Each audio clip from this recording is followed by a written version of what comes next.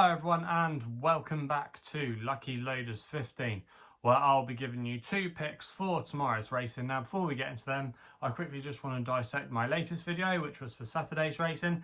And in the end, I have to say I was a little bit frustrated on the day, as my main tip was Naval Commander in the Cambridgeshire, who ran a valiant race. He was officially awarded 9th place in the end, but I thought crossing the line that he'd snuck into 8th place, because we actually advertised him at 50 to 1 each way with the 8 places that was on offer still at the off time with Sky Bet. So if he'd finished first in the first 8, we would have basically got a 10 to 1 winner there, or the equivalent of, because we would have been getting him 10 to 1 finish in the first 8. But yeah, I was a bit perplexed that he was awarded 9th place, because I actually thought he beat the 8th place horse on the line. I thought he did it in running, and even when I saw it on the slow-mo finish at the end.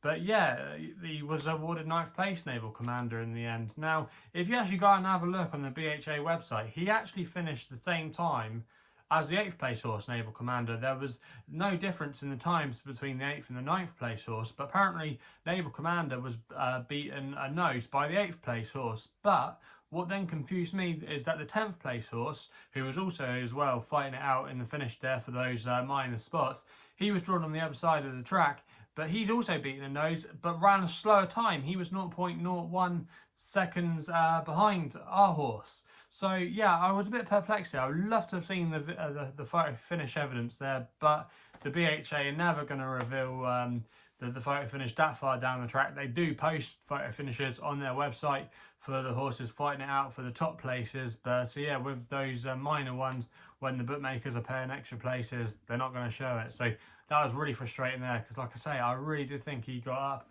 in real time, but that's the way it goes sometimes. However, we were able to claw back some of the loss there with La Roca del Fuego. He was a comfortable winner in the last at Chelmsford, advertised at 15 to 8. He went off odds on in the end, but he was very well backed, and yeah, it was just a comfortable winner. So hopefully some of you backed him there. But yeah, then away from that, the other two selections were disappointing, and there's no need to really go into them. They never really figured at all. But yeah, that's the way it goes sometimes. But yeah, just really frustrating there with Naval Commander. Now, I've got two tips for tomorrow's racing, like I said at the top of the video, and we're going to be going to Ayr tomorrow for the first one of them. We're going to be going with my next best, which runs in the 1 o'clock, and it's the apprentice handicap here.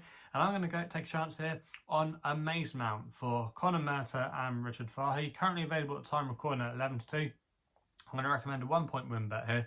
Now, the ground at Ayr is already soft, and they're going to be getting plenty of rain there tomorrow, so it's going to make it even more hard for quite a lot of these horses that don't appreciate soft going, and we could end up getting a lot of small fields. But Amaysmount does have form with cut and ease in the ground. Arguably his best form on the turf has been in easing conditions. He's got a good record on the all-weather, but he's not got a bad record on the turf, especially when he gets easing conditions.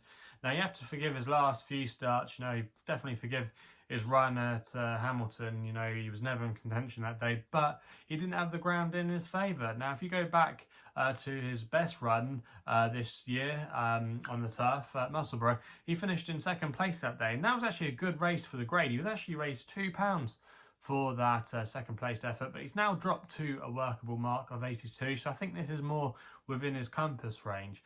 And I just think, like I said, with those conditions tomorrow in his favour, he's got a good chance. Also as well, he's dropping back into Class 4 company tomorrow, which should really suit him. You've got the likes of Guida on here that I do respect, and he won't mind the going until tomorrow. But this is a step up in grade for him, and he's now off a career high mark. But you have to say, he has been in fantastic form, but I just wonder if he might get found out against a couple of these. And I just think Amaysmount could be one of them, you know, and he could arguably maybe be weak in the betting tomorrow. Now, Richard Fahey's team, by their standards, they've not had the best of years. Their form has picked up a little bit in recent weeks, so I'm a little bit more confident with the stable there. Amaysmount, I think he's going to have a good day, Richard Fahey. We'll talk about another selection where he's actually training my nap a little bit later. But Amaysmount, you know, he just has a lot in his favour tomorrow. I think he stays the trip okay. Ground is in his favour, off a workable mark by Mason as well, whose progeny seem to love ease in the ground. Just think there's a lot in his favour tomorrow, and I think he can resume winning ways here. So that's why I'm going to put him up as my next best of the day in the 1 o'clock at Ayr. We then stay at Ayr for the 3:20 with the nap, and I'm going with Zip here, who is trained by Richard Fahey, and Billy Garrity claims £3 off the horse's back. Now, this horse, Zip, He just absolutely loves easing conditions. All his best form has come when there's been plenty of rain round. He just seems to really handle it really well. And he was last seen finishing 3rd place in a better race than this at Haydock last time out. He wasn't beaten too far at all on that occasion, and tomorrow he's going to be dropping back into Class 3 company, which should really suit him. He was very progressive last year, he really went through the handicap ranks, but he has shown that he's more than capable of running good races off this mark. He's running off the same mark than he did last time at Haydock, and I think he just might have too much for them in here. I respect Cold Stare, but he's a horse that's either on it or not. He's a horse that does have his quirks, and I just think Zap is a more reliable horse. He's available at 5-1 with the majority of firms. I think he's a really solid option here. He's a 7 furlong specialist, ground is in his favour, workable mark, yard going well. Just think he could have quite a few things, like I say, in his favour tomorrow, and I think he'll go very close in that race at Ayr. So they're going to be the 2 tips for tomorrow's horse racing action. If you're still enjoying these videos, remember to hit the thumbs up button and subscribe here to my YouTube channel at LuckyLoaders15. If you want to follow me on social media, Twitter is the place to do so, where my handle is at LuckyLoader15. And if you want to find out a little bit more about myself, my website is www.chrisloaderracing.co.uk. So please go responsibly. Hopefully we can have some of this for you tomorrow, and we'll be seeing you soon.